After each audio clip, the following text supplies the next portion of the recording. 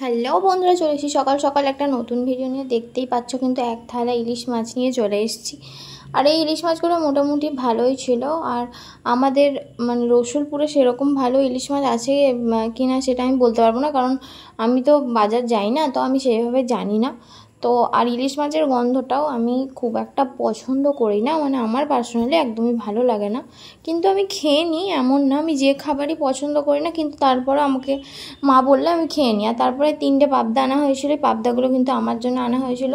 পাবদা খেতে আমি খুবই ভালোবাসি, পাবদা চিংড়ি এগুলো তো খেতে আমি খুবই ভালোবাসি। আর ইলিশ মাছের কাঁটাও খুব বেশি, তো যারা কাঁটাওয়ালা মাছ খেতে পারো না তারা মানে অল্টারনেটিভে পাবদা মাছ খেতে পারো। সেদিনই কিন্তু আমার ইউনিভার্সিটি ছিল বলে মা পটল ভাজা, পাবদা মাছ ভাজা, ডাল, পুঁইশাক চচ্চড়ি, ভাত, তারপরে ওখানে চাটনিও ছিল। তো চাটনিটা আমি পরে খেয়েছি, এগুলো মা আমাকে করে দিয়েছিল।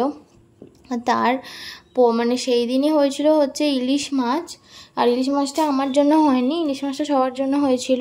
আর সরি, এটা তার পরের দিনে হয়েছিল। আর যদিও মা একটা কাজ করে ফেলেছিল, সেটা হচ্ছে যে ইলিশ মাছের মধ্যে ভুল করে পাবদা মাছটা ডুবিয়ে ফেলেছিল, মানে একসাথে করে ফেলেছিল। মা ভাবতো যে আমি হয়তো ইলিশ মাছটা খেতে ভালোবাসি না কাঁটার জন্য, কিন্তু অ্যাকচুয়ালি আমি ভালোবাসতাম না ইলিশ মাছের গন্ধের জন্য। তারপরে কিন্তু আমি বসে পড়েছিলাম নোটসগুলো দেখার জন্য।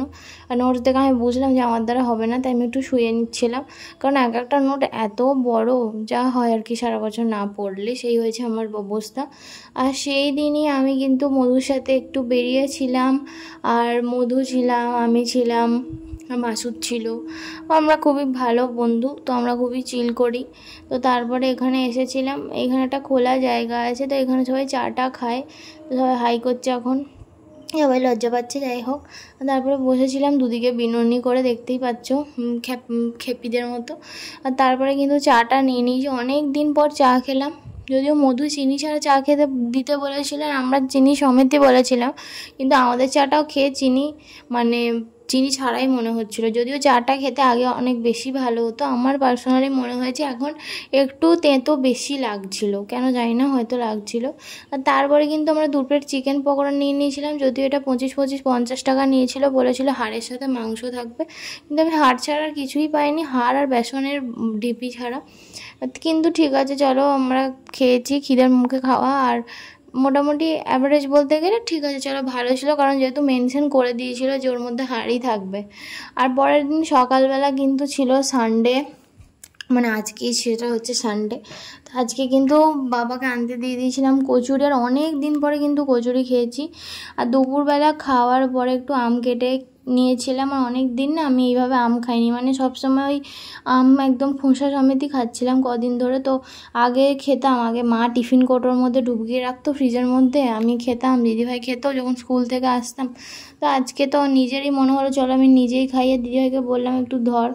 তারপর দেখলাম বেচারা, ওরও খাওয়া হয়ে গেছিলো, ভাত খাওয়ার পরে আম খেয়েছিল। আর আমি বলেছিলাম আসলে ভাত খাবো না, কারণ ওই লুচি পরোটা খেলে না দেখবে পেট খুব ভর থাকে, সেই কারণে আমারও খেতে ইচ্ছা করছিল না। তারপর আমি জানতাম না যে ওরা খেয়ে ফেলেছে, কারণ আমি শুয়েছিলাম এ ঘরে, তারপরে বসেছিলাম। তো তারপরে আবার গিয়ে খেলাম। তো তারপরে সন্ধ্যাবেলা ভাবলাম একটু মুড়ি খাবো, ঠিক আছে। তো তাই জন্য আমি শশাটা ছাড়াতে শুরু করি। তো শশাটা ছাড়ানোর পরে আমার মনে হয় যে ঠিক আছে চলো আমি শশা দিয়ে পেঁয়াজ দিয়ে আমার একটা ঝালমুড়ি টাইপের বানাবো। তো তারপরে আমার মাথায় এলো যে আজকে তো মানে হচ্ছে যে ওই শ্রাবণ মাসে এখন তো চলছে, তো কালকে যেহেতু সোমবার, তাই জন্য আজকের দিনটাও মা পুরো পালছে, মানে আজকের দিনটা আমাদের নিরামিষই হচ্ছে। তো মাকে জিজ্ঞাসা করলাম যে পেঁয়াজ খাবো নাকি, তো মা বললো যে হ্যাঁ তুই খেতে পারিস। কিন্তু আমার মনে হলো সকাল থেকে খেলাম না, সন্ধ্যাবেলায় যে ডুবিয়ে কী লাভ।